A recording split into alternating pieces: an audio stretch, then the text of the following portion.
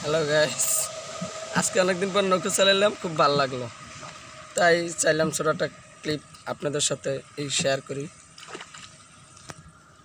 হলো আমাদের দেশের বাড়ি।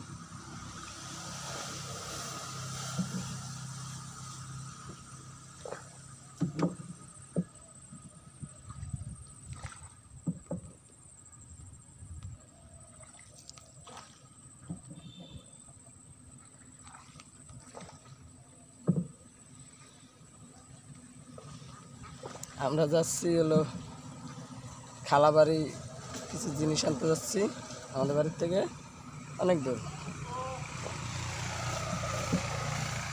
ভালো লাগতেছে না?